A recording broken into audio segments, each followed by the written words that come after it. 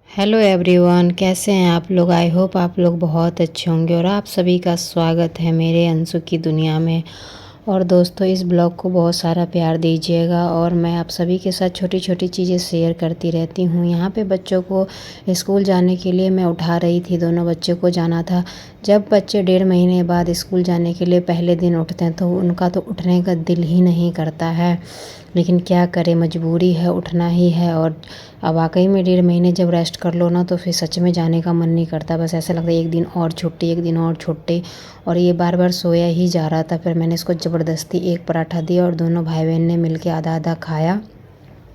भुजिया और पराठा दे दिया था क्योंकि आज क्या था, दूध ख़त्म हो गया था तो बच्चे नहीं तो चाय पी के जाते, दूध चौकोस खा के जाते हैं, तो ज़बरदस्ती दिया। उसमें से भी इन लोगों ने छोड़ ही दिया, आधा आधा दोनों भाई बहन ने पराठे खाए। यहाँ पे मैं बच्चों के लिए पराठा और भुजिया बनाई थी तो पराठा वही सेक रही थी और मैं पॉलीथिन साथ के साथ साफ़ करती जाती हूँ। कहते हैं इससे रहने से दोष लग जाता है, तो इसीलिए मैं काम करने से पहले रोटी सेकता ही रहता है तो मैं पॉलीथिन को साफ़ कर देती हूँ। और यहाँ पे देख सकते हैं मेरा भुजिया और पराठा सीख गया है। यहाँ पे बच्चों का लंच पैक कर रही हूँ और लंच पैक करने से पहले मैं सब्ज़ी को ठंडा कर देती हूँ। अगर बहुत मजबूरी है, लेट है, हो रहा है तो मैं गरम गरम पैक करती हूँ, नहीं तो मैं सब्ज़ी हमेशा से ठंडा करके ही पैक करती हूँ क्योंकि गरम खाना को पैक नहीं करना चाहिए और ख़ासकर बच्चों के लिए।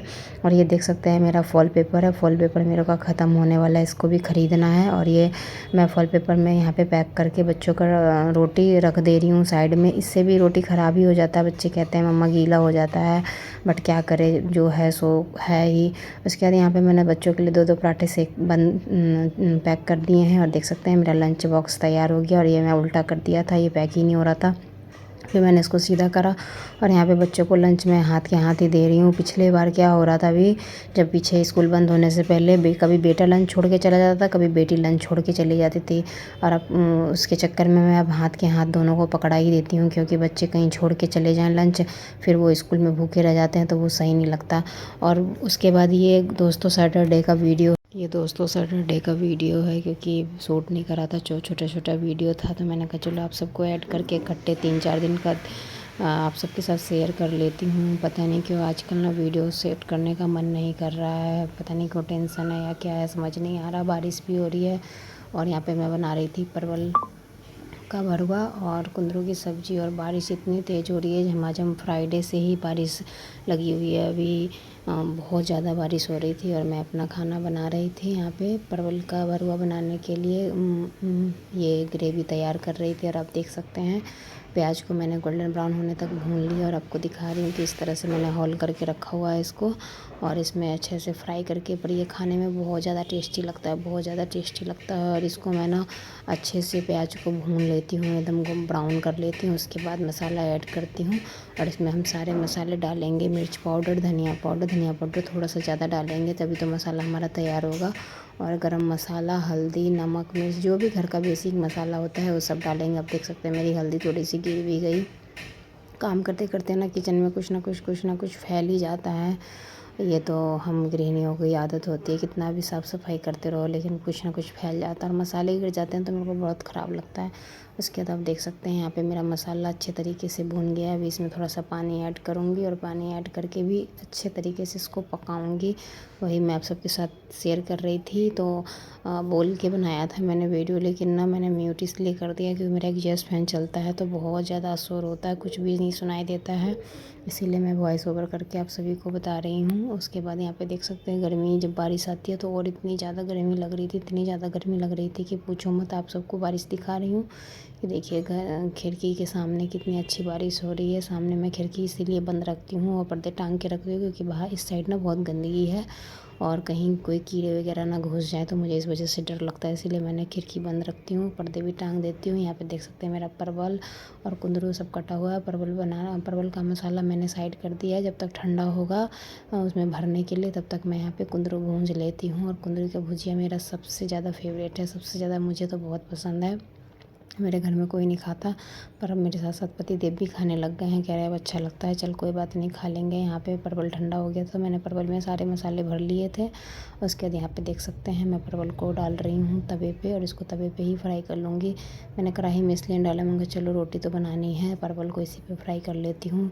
एक तीर से दो निशाने मार लूँगी। और यहाँ पे देख सकते हैं मैंने अच्छे से उलट पुलट के अपने परवल को फ्राई कर लिया। और परवल को हमेशा तेज़ गैस पे ही फ्राई कीजिएगा, नहीं तो वो ख़राब सा हो जाता है। और यहाँ पे देख सकते हैं मेरा सारा परवल बन के तैयार हो गया। यहाँ पे दिखा रही हूँ, ये खाने में बहुत स्वाद लगता है। या रोटी के साथ खाइए, या पराठा के साथ खाइए, या चावल के। मैं तो दाल चावल के साथ बनाती हूँ। यहाँ पे मैंने थोड़ी सी आलू भी फ्राई कर ली थी, क्योंकि बेटा खाता नहीं है तो परवल, तो वो आलू खा लेगा इसीलिए। और उसके बाद दोस्तों यहाँ पे ये संडे का वीडियो है, और वो शनिवार का था, और ये संडे का वीडियो है। संडे को मैं जा रही थी आलू और सोयाबीन की सब्ज़ी बनाने के लिए, और बाल मेरे इतने रफ़ हो गए, इतने गंदे हो गए हैं, तो मैं यहाँ पे होममेड कुछ चीज़ें ट्राई कर रही हूँ। अगर मुझे सूट करेगा तो मैं आप सभी के साथ शेयर करूँगी। और ये वही पीस के मैं अच्छे तरीके से थोड़ी देर के लिए छोड़ दिया था। दोस्तों ये मेहंदी नहीं है, ये होममेड है। मैं अभी इसको शेयर नहीं करूँगी आप लोगों के साथ। अगर मुझे अच्छा रिज़ल्ट मिलेगा और अगर अच्छा लगेगा तो मैं आपके सबके साथ शेयर ज़रूर करूँगी। ये अब कमेंट बॉक्स में अगर आप लोग कहिएगा कि शेयर करो तो मैं कर दूँगी। बाकी मैं अभी इसको 2-3 बार से लगा रही हूँ, तो मुझे थोड़ा सा लग रहा है कि ठीक है, तो इसीलिए मैंने इसको हल्के हल्के हाथों से लगाया है। पति देव जी अपना मोबाइल चलाने में बिजी थे, तो मैंने उनको कोई डिस्टर्ब नहीं करा। मैंने कहा कोई बात नहीं, मैं खुद ही कर लूँगी। उसके बाद यहाँ पे देख सकते हैं एक एक करके मैं अपना बाल में लगा रही हूँ। और उधर सामने झमाझम बारिश हो रही थी संडे को भी।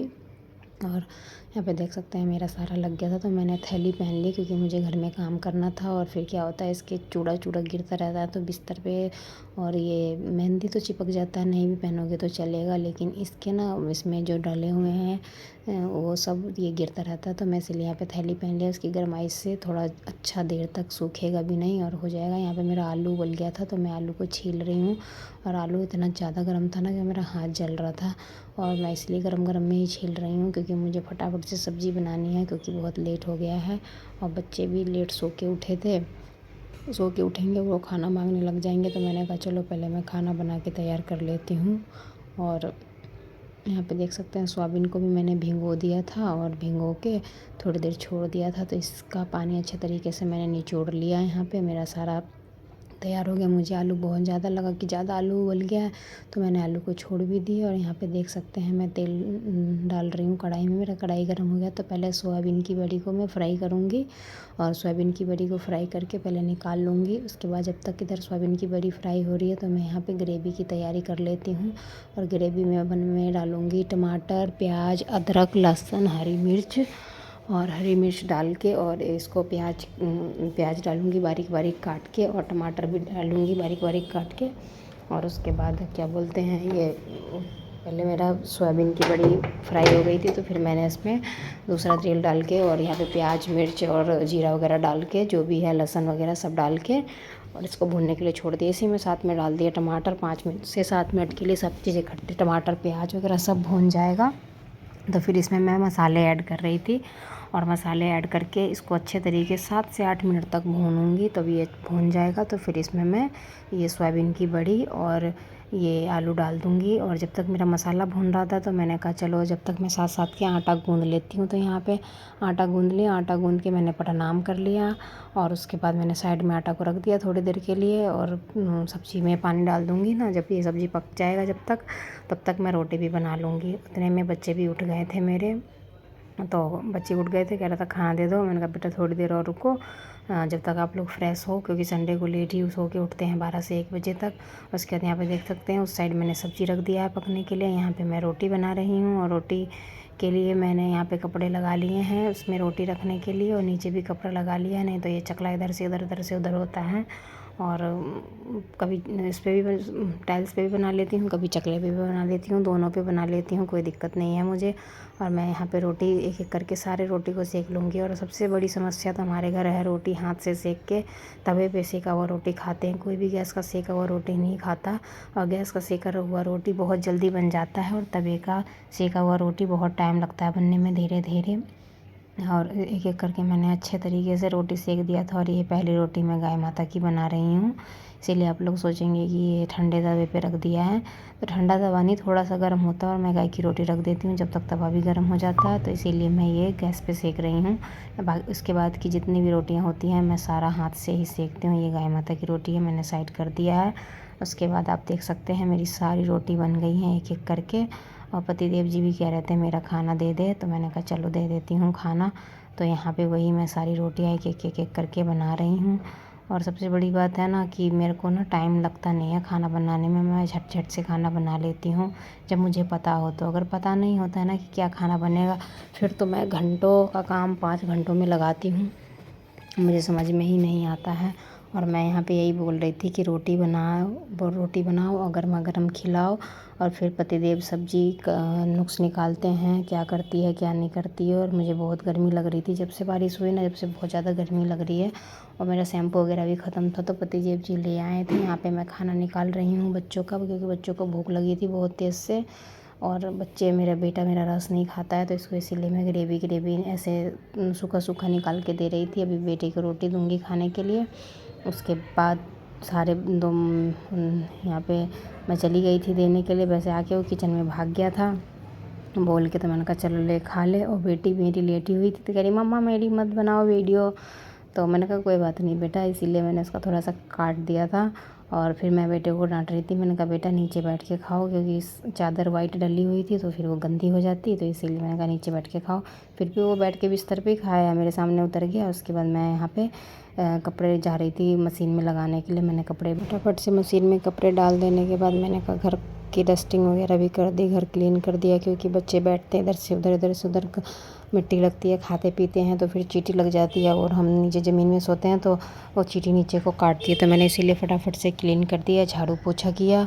और यहाँ पे बेड को चादर वगैरह भी चेंज कर दिया, क्योंकि चादर पे भी ना बच्चे खाते हैं। मैंने इसको मना किया था मत खा खाना, और इसने सब्जी खाया और इसने सब्जी गिरा ही दिया। तो फिर मैंने कहा चलो यहाँ पे चादर भी बिछा दिया, मैंने चेंज कर दिया चादर।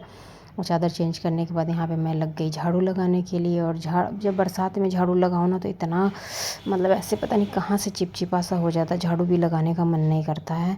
और झाड़ू लगाते जाती हूँ ऐसा लगता है कि ज़मीन में से पानी निकल रहा है। तो वहाँ पे मैंने रूम में झाड़ू लगाया, फिर साथ में किचन में झाड़ू लगाया। और किचन में पता नहीं कहाँ से खींच इतना सारा हो रहा है और सारा कुछ चिपक जाता है। फिर तो झाड़ू मैं 2-3 बार ऐसे बिठा के झाड़ू लगा देती हूँ। और झाड़ू तो मैं खैर 2 बार लगाती हूँ, नहीं तो वैसे इतना गंदा होता है ना, पता नहीं क्यों। ये रोड का घर जो होता है ना बड़ा बेकार होता है।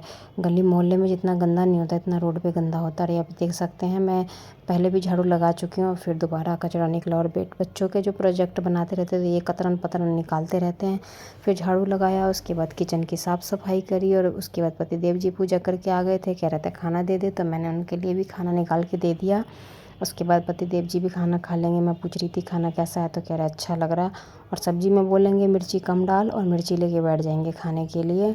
और जब तक मैंने इनको खाना दे दिया, फिर यहाँ पे देख सकते हैं मेरा मशीन में कपड़े धुल गए थे। ड्रायर के लिए मैं जा रही थी यहाँ पर डालने के लिए, देखा तो वो भाई बारिश तो ये रुकने का नाम ही नहीं ले रहा था।